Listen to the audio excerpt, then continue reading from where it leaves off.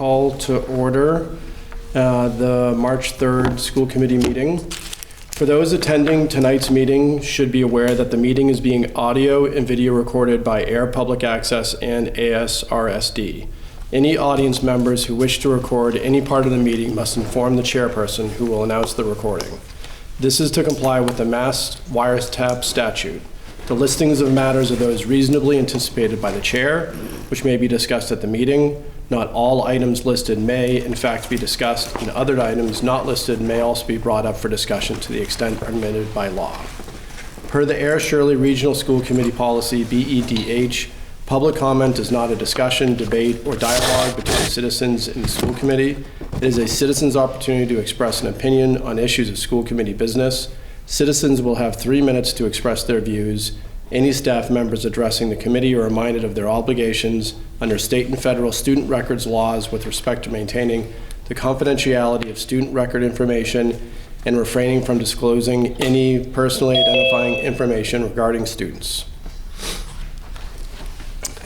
Please stand for the Pledge of Allegiance. I pledge allegiance to the flag of the United States of America and to the republic for which it stands, one nation, under God, indivisible, with liberty and justice for all. Okay, roll call. Mr. Roslingham? Here. Mrs. Kennard? Here. Here. Mrs. Reshoots? She's on. Mr. Ruprecht? Ms. Spann? I'm here, Michelle. Thank you. Okay. So we can just go as normal. All right, great. Do we have our high school representatives? Okay, great. So either Mr. Holbrook or Ms. Obasan, if you would like to. I can start us off.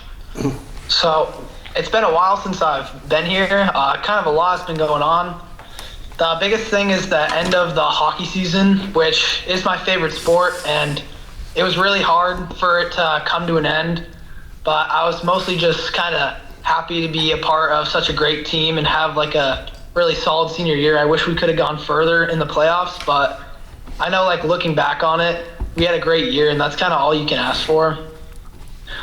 I got a Mr. Christie the other day actually scared me. He called me into the office. I thought I was getting in trouble, but he actually told me that I was salutatorian of my class, so that was pretty big news for me. And I also, my best friend is valedictorian, so it's pretty cool how we're going to both be able to go up on stage and kind of say speeches together. I never thought I would be up there like at all, so that was a pretty big surprise. For the college process, I am almost done. I'm still waiting on BU. I really wish I did not do regular decision and had done early action, so I could have gotten it sooner. That's some advice I would give to anybody that's applying to colleges right now, is try to do it earlier, because waiting on it is pretty stressful. But once I get that in, I have all the information I need to make a decision. Mr. Christie also asked, because we have the 8th graders are coming to the high school to tour, what's some advice I would give to my 8th grade self? And I would tell my 8th grade self to just be confident and work hard, because, you know, I'd say most people pretty smart. High school is not as hard and as like kind of scary as it's cracked up to be. So if you come in kind of with a positive attitude and just like a good mindset of working hard, it's gonna be easy. It's not gonna be too scary. And yeah, that's all I had. Oh, and NHS is doing a Family Feud night on Friday. Anybody is welcome to come. It's going to be a lot of fun. So if anybody wants to come out, I think it's $5 to enter, and if you build a team of 5 people, it's $20 to compete. But Alucci can tell you more about that too, because she's also in NHS. Great. Thank you, Colin.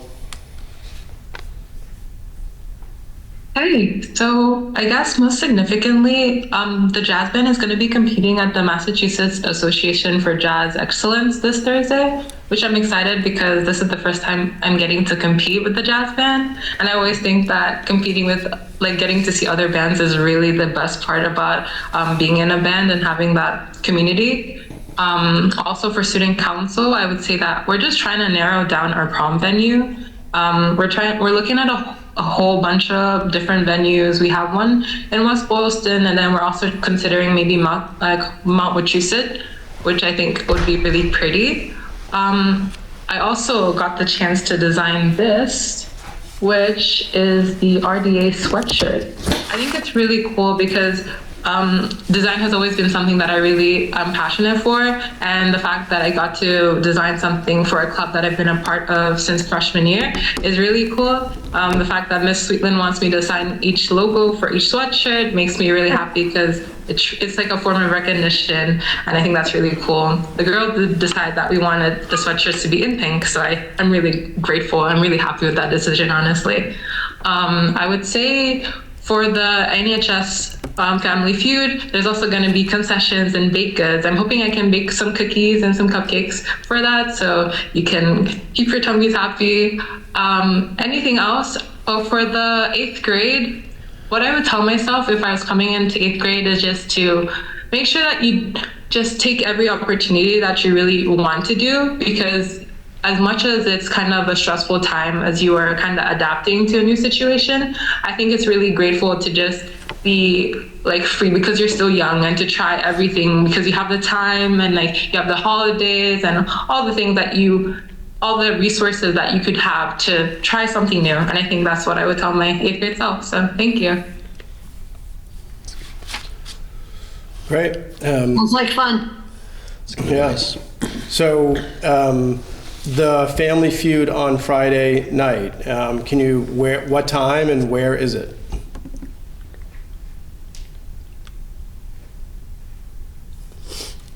I don't know if they can hear me very well. Dr. Rendick, do you maybe want to repeat it? I'm going to have Charlie say that because I don't have much of a voice. Okay, so it's going to be from 6 p.m. to 8 p.m. I just have to double check. Okay. And it's here at the high school, Got it.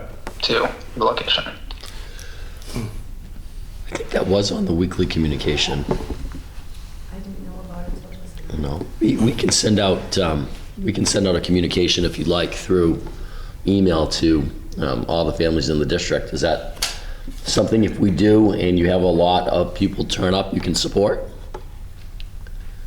Yeah, that would be great. We're looking for as many people as possible. So that would be awesome. All right. Yeah, we can get that out Thank you. Tomorrow. Yeah. All right, thank you. Hey, Colin, were you able to help out your goalie a little bit? I know you guys lost in overtime, but with 16 seconds left, he's the only reason you guys got to overtime. He freaking picked that thing clean at the end of the 3rd period, and I think at the end of the game, he was the only person to lay prone on the ice for about 3 minutes before moving a muscle. What was it like in your locker room after the match? It was honestly, like, devastating is really the only word I could use to describe it. It was really sad, but he was the first person I went to kind of like support, because he took it the hardest, because he's kind of younger as a player too, so he was like kind of blaming it all on himself. So I just kind of like, I stayed with him a while on the ice, and I made sure he was all right in the locker room, because that's got to be, honestly, I think the hardest the loss is on anyone is the goalie, because he's just blaming himself. But yeah, I know him really well. He's from Lunenburg, but it was a hard one to accept, but I definitely made sure to support him as much as possible. Good, nice.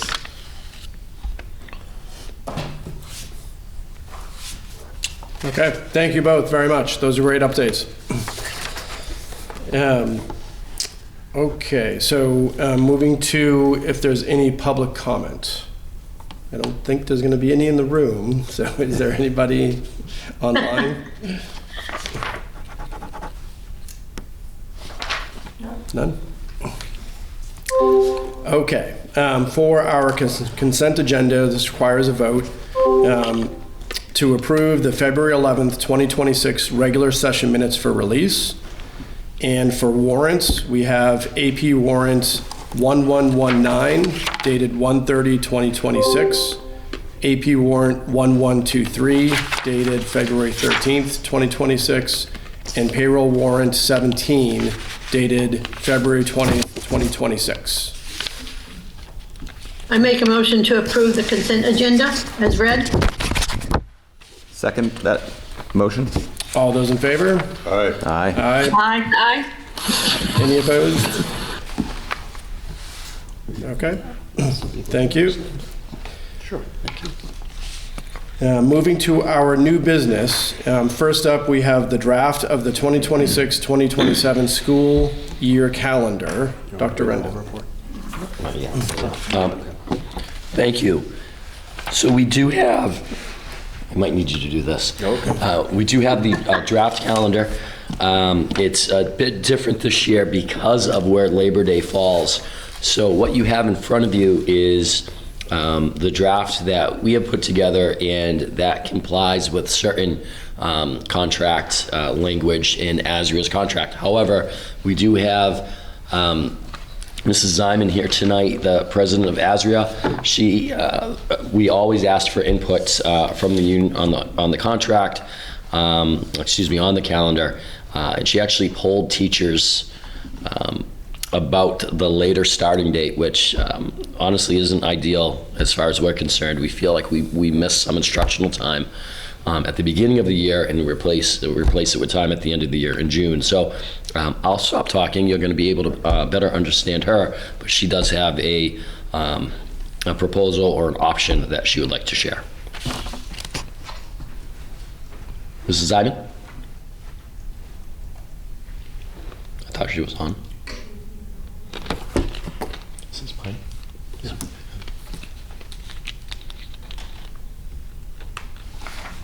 I couldn't unmute, sorry.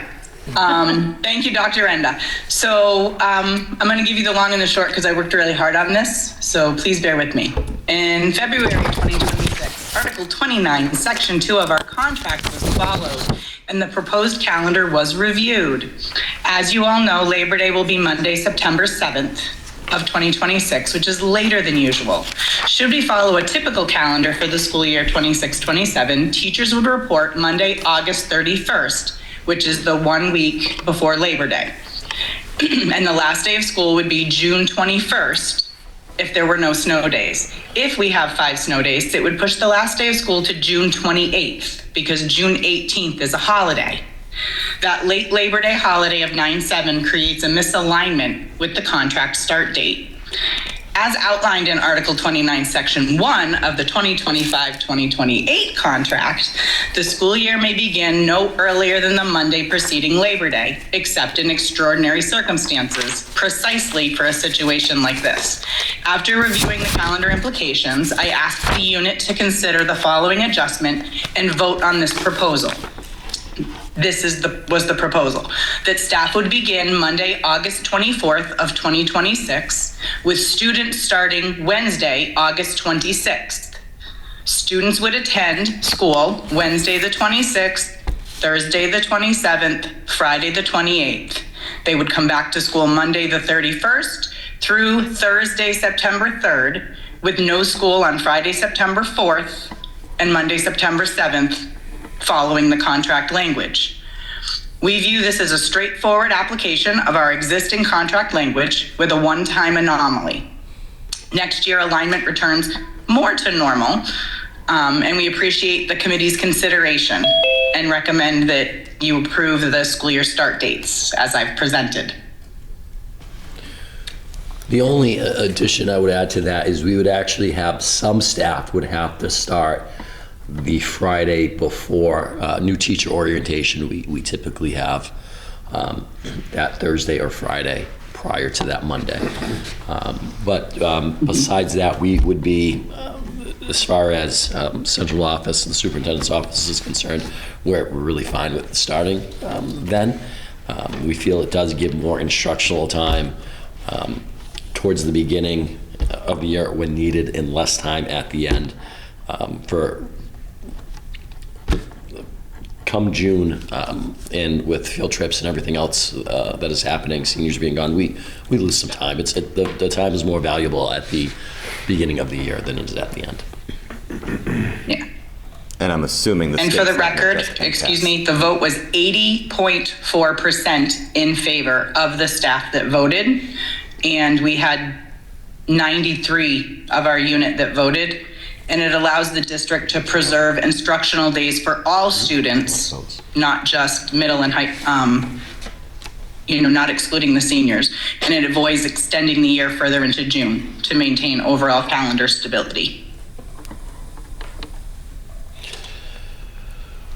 We aren't asking the school committee to vote to adopt a calendar tonight, but if you would like us to, or are willing to go with those dates, we would amend our draft and represent at the next meeting, which we feel is, we have plenty of time to approve this. With the proposal, when would the last day of school be? June 10th, and then 5 snow days would make it June 17th. Yep, With June 18th being a Friday and a holiday. yep.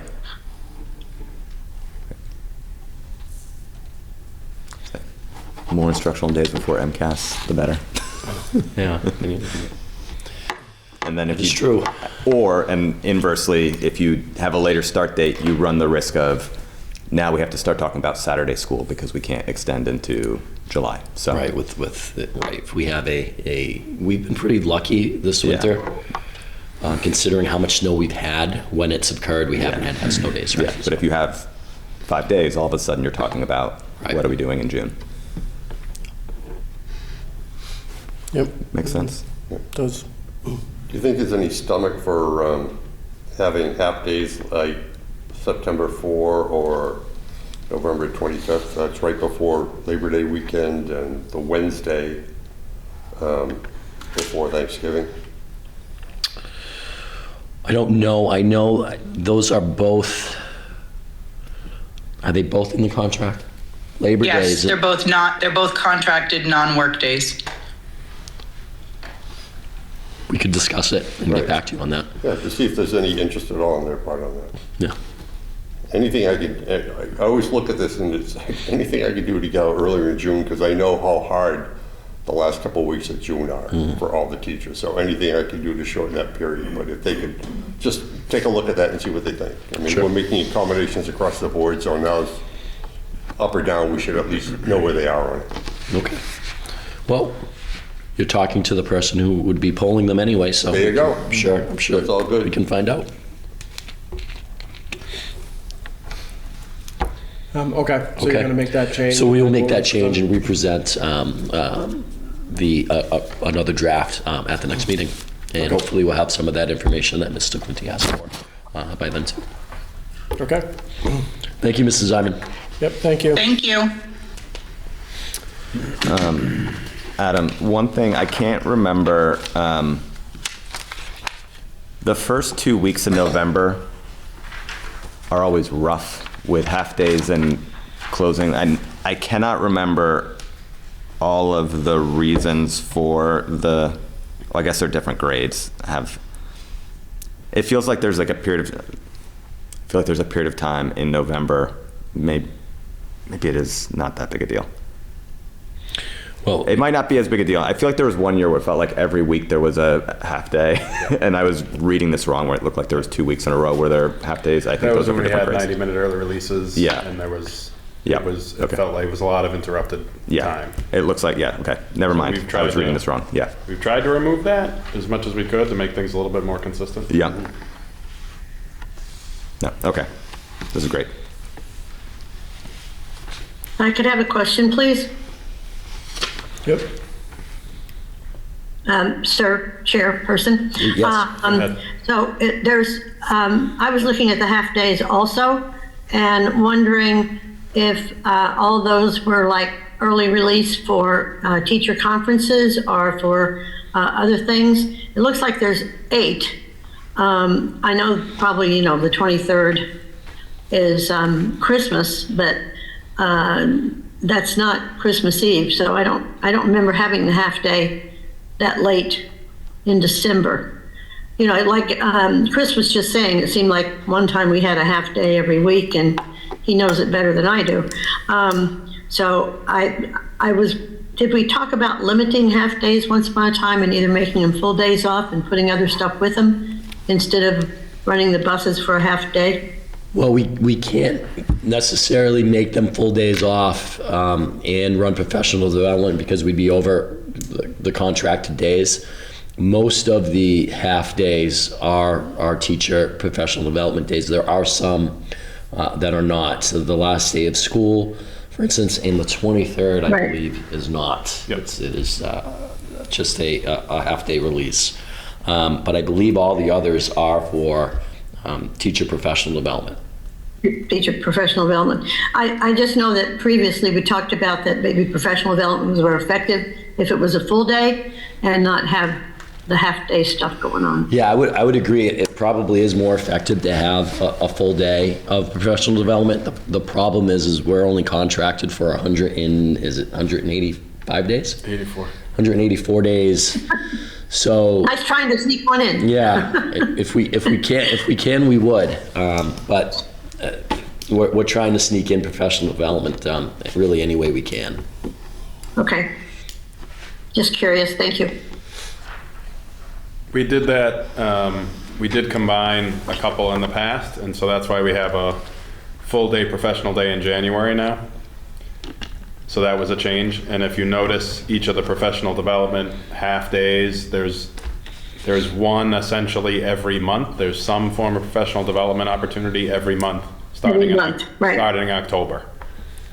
Mm-hmm. So that's how it was And established. Didn't that full day professional development, so let's, I can't pick a month now. Didn't that allow us to work with other districts and stuff to give a That's- richer professional development? Yeah, that's our annual one in November on Election Day.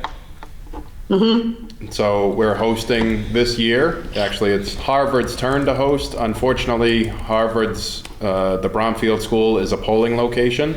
And so we've hosted there before on Election Day, and it was a disaster. So we will take over hosting, and then Harvard will take it the year after.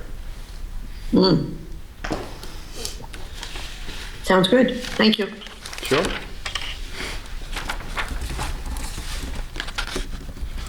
Okay. With no other questions I see. Next for new business is the approval of the revised middle school pathway exploration policy. Thank you. We received some feedback from the Department of Ed on the middle school pathway exploration policy. Essentially, if you look on the back page, there's a highlighted section. They informed us we needed to add the section that states students will not receive an unexcused absence if the CTE school or program confirms the student's participation in a tour. That is the exact language that was sent to us from the Department of Ed, which is why I simply added that as a sub-bullet under school tours. I do have some issues with their language. There are no such things as unexcused absences, but we do need this policy to be approved and posted. So I'm making the concession to add their exact language to that. I feel the first bullet says that, but you have to add it. Just to make sure I'm following the negatives in that sentence.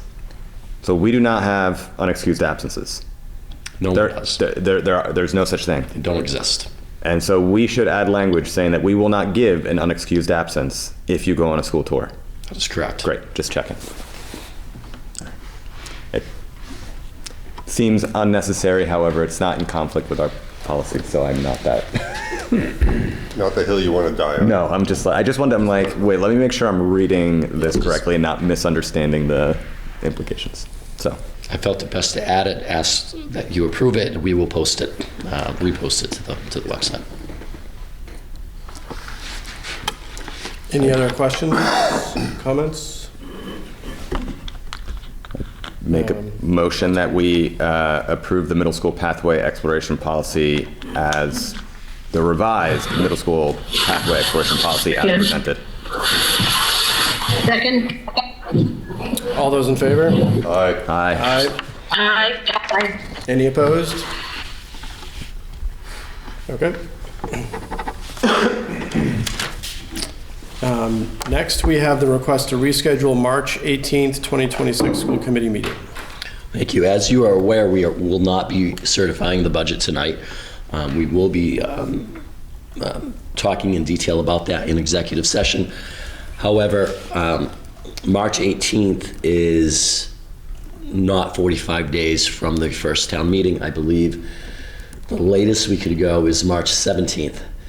So we're asking the school committee to reschedule that meeting tonight so that we may certify the budget at the next school committee meeting and be within, in compliance with the 45-day requirement. We could go the 17th, it is a Tuesday. We could also go a week earlier, or if the school committee would like to leave that meeting on the books, we would need to schedule a quick Zoom meeting or in-person meeting just to certify the budget sometime before the 18th of March. The wireless call. Call from the wireless call. Any questions? Yeah, I think we should move our next meeting till March the 17th to make the window. Are we going to be serving green beer?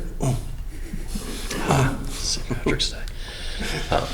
We can see what we can do after the meeting. Okay. We'll be in Shirley still. Yeah. There's a place down the street that serves green beer on March 17th. Yeah, we don't have to change. We do not have to change the location. Okay. Any other thoughts, concerns with the 17th? Anybody online? I'm good. That works for me. Okay. Yeah, so it does require a vote. I'd make a motion that we reschedule the March 18th meeting to March 17th so that we can approve the budget in time. Second. All those in favor? Aye. Aye. Aye. Any opposed? Aye. Just leave the Zoom, it's easier. Okay. Thank you. Next, we have the superintendent's report. I'm guessing from Mr. Cleary. Cleary. Yeah, Mr. Cleary did that. My voice is a little bit better than Dr. Render's this evening. So district updates. The last day of school for 25-26. So spring is just around the corner. We have had 2 snow days so far this school year. So the last day of school is now Wednesday, June 17th, which will be a half day of school for all students. Our budget presentation, FY27 budget presentation, this Saturday at March 7th at 9 a.m. We'll be presenting the FY27 budget to the Town of Shirley Finance Committee. And we have 1 new acceptance on the college acceptances list. So this was submitted by Vanessa Perez, the administrative assistant for the counseling office at the high school, and that was for Fitchburg State University. And that concludes the superintendent's report. I thought our last joint session with the Board of Selectmen and the Shirley Finance I thought we Committee was combined to it. fill that requirement. That was our understanding also, but since we met with the town managers and Mr. Sawyer had mentioned that we are still on the books to present on this Saturday.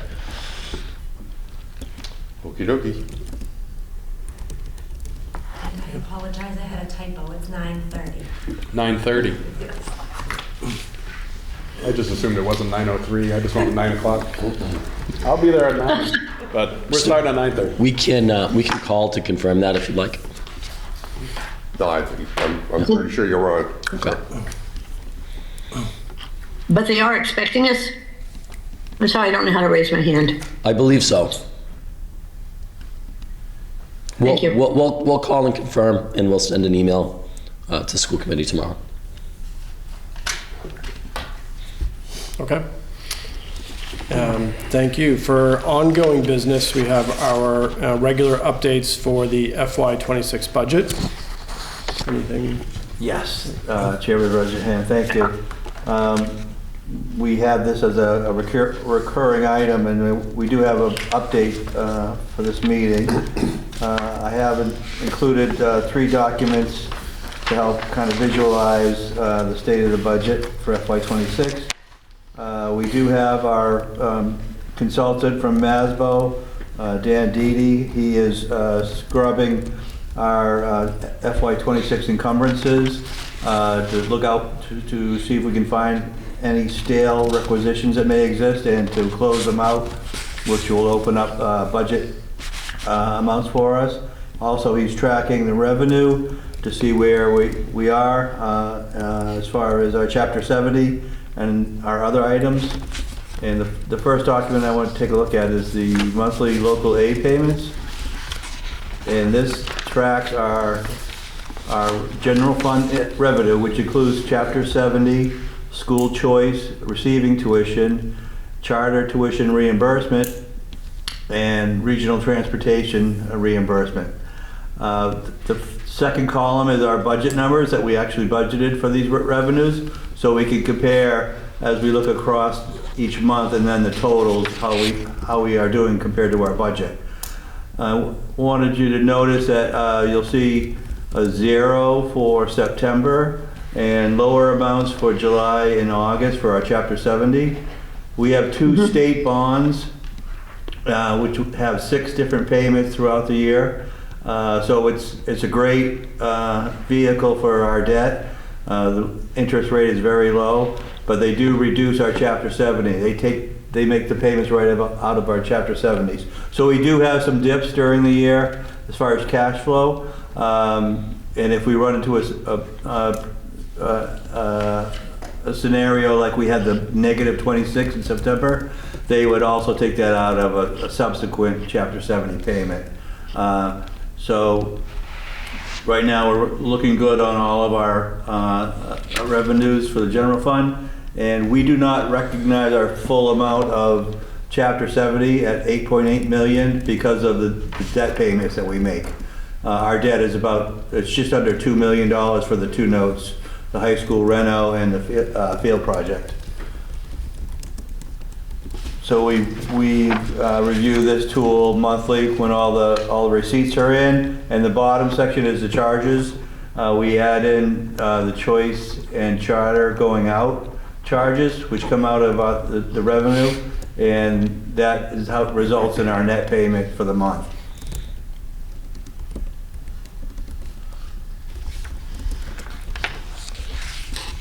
Looking through at the next document, we have the fund balances.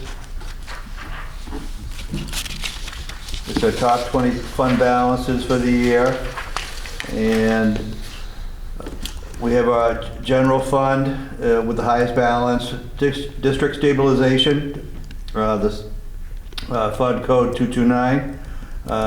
We asked for access to $300,000 for the FY26. We have $112,000 in expenditures, so a balance in the capital stabilization is still of $759,000, and it appears that if the last quarter we spend at the same rate, we'll be able to return about $100,000 back to the capital stabilization fund. Circuit breaker is another one of our larger balances, $723,000. The district sped reserve fund at $440,000 is for any extraordinary sped charges or tuitions out. We can access that. And then we have food service, who with universal free lunch and participation at 100%, we're doing really well with the reimbursements from the feds and the state. The rest are kind of a mixture of trust funds, like the OPEB contribution. That is for our post-retirement liability for our retirees' benefits. And we make a contribution of $10,000 each year to that fund. And it's basically a trust fund, which we wouldn't access for anything. That is strictly for that OPEB liability. Shirley Stabilization Fund was designed or came out of this regional agreement while Air and Shirley were both paying on the middle school. Air absorbed a certain amount to take their fair share while that note was being paid off. And It is all done as of, the middle school debt is done as far as at the end of FY '26. We have a couple of grants, the FY '25 IDEA, the 240 grant, and the Title I 305 grant. Those are two of our larger grants that we have, and they have large balances left. Those are multi-year grants that can go over 2 years, 2-year time period. Early Learning Center is our preschool, donation, AP exams, high school technology, then there's a scholarship in there. We're very fortunate to have several scholarship accounts. And again, that's a trust fund that would be strictly for the students, and it's awarded by the high school or the middle school. And then Project Lead the Way, which is another grant. So it's a pretty strong lineup of fund balances, but it is always changing as the grants come and go, and use of the other funds as a reserve fund. And then the last report I have in there is our trial balance. And this is what we use on a monthly basis to review the accounting. It organizes all the transactions in our accounting system into asset, liability, fund balance, liability, revenue, and expenditures. So with this, we can spot any abnormalities or mistakes made in the accounting system pretty quickly and make the corrections, hopefully catch it at the month-end close, and it doesn't roll over as a reconciling item. But this shows you'll see we have our asset, our bank accounts, all of our bank accounts. Our liability accounts are all of our deduction withholding for payroll. Liability and then fund balance is our undesignated fund balance. Then all the general fund expenditures are listed, opening balance, debits and credits, and then the ending balance, and those all have to balance with the dual accounting system. And that is reviewed monthly as part of our practices for the accounting department and payroll and payables. So it looks like we're in pretty good shape. Our revenue we have that extra $400,000 that we recertified the budget for. So we'll have that, and the use of the capital stabilization. I think we'll be able to manage the ending balance pretty well and be in a good spot.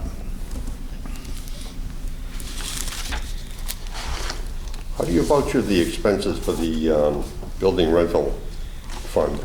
How do you voucher it? For the payments being made? For building rental, yeah. So we have a software that we use for when an organization books the rental. Right. And then we can create an invoice, and then that goes out to the group, and we apply it we deposit it to the building rental fund. Also our classroom rentals, like CAPS and Keystone, they pay us an annual rental for those classrooms, so that also goes into the building rental. So that's a nice fund that we use to help out athletics and facilities. But that's how that goes. So you just transfer out of that account to other line items. So I don't know if I answered your question. Well, you have building rental, you have certain expenses involved in building rental, which include, custodian, a whole bunch of stuff. Yeah. Do we take some of that to credit other accounts and charge it to building rental? We do. Athletics, right. We actually designated $50,000 last year. Right. To get them through to the end of the year. And facilities as well. We had custodial supplies. Right. Went through the roof, and we had to give them a budget of $50,000 as well. Okay. All right. Thank you. Any other questions, anything online? Okay. Thank you, Mr. Plunkett. Thank you. Anything for an update on our regional agreement? No update. It's been submitted to our general counsel, Kevin Bresnahan, who is reviewing it. I did add there was a request from the town managers about the formula for calculating not the required local contribution, but the Allocation. thank you, the allocation. Above RLC and transportation. I don't know that there's any other options than what we do, but we have asked our general counsel if there are to share them What was their with us. concern? You know, I don't know. They're wondering if there's a better way to do it since we've regionalized. It seems pretty standard as far as we're aware. It's a rolling 5-year average, so it should smooth things out. But this was a different year with down 88 students.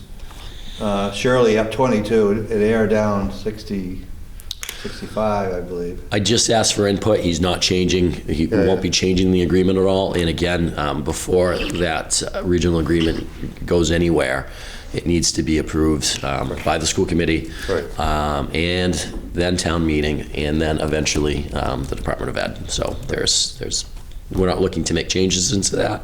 Right. But since he's looking at it already and they had some questions, I figured I would get it straight from general counsel.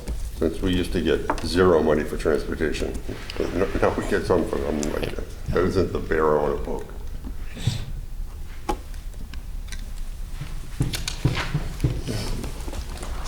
Okay. Thank you, Dr. Enda. There are no chairperson's notes this evening. Are there any other topics for discussion not reasonably anticipated 48 hours in advance of this meeting? From the district. Here. No one online? All set, thank you. Okay. So we have our communications. Yes, I have my communications right here. Are you all able to hear me? Because it looks like your screen froze. Yep, sounds we can hear good. you. Okay, great.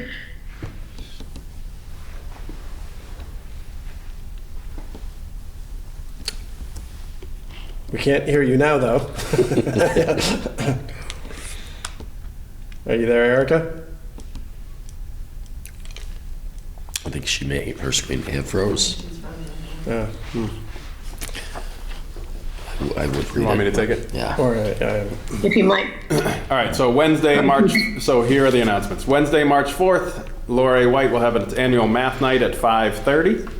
On Thursday, March 5th, Page Hilltop will host a PTO meeting at 7 o'clock. Same night, Thursday, March 5th, will be a STEM night at the middle school at 5 o'clock until 8 o'clock. On Tuesday, March 10th, Winter Athletics Recognition Night will be at 6:30 at the high school. Same night, Tuesday, March 10th, the Air Shirley PTO meeting will take place at 7 o'clock at Laura White.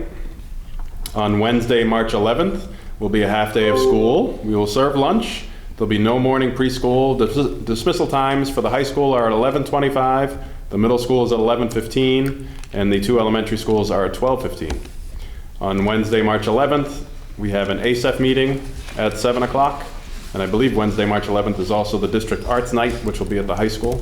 And Wednesday, March 18th is a school committee meeting, which has now been changed to Tuesday, March 17th, so make changes on your announcements, for the school committee meeting at 6:30 at the middle school. Thank you, Mr. Cleary. Sure. With that, we will be moving to executive session pursuant to MJL Chapter 30A, Section 21, for our FY27 budget discussion. Make a motion that we adjourn tonight's school committee meeting at 7:20 p.m. with the goal of going to executive session. We'll rejoin the session for the goal Strictly of to adjourn. strictly to adjourn. There we go. Okay. All those in favor? Aye. Aye. Aye. Any? Oh, we need a second. Oh, we did not. Notes. Do you want to repeat that? I second. Or we have a second. All those in favor? Aye. Aye. Aye. Any opposed? Aye. On the assessment page? Yeah. Yeah, I got that. Okay, we're adjourning for executive session. Thank you.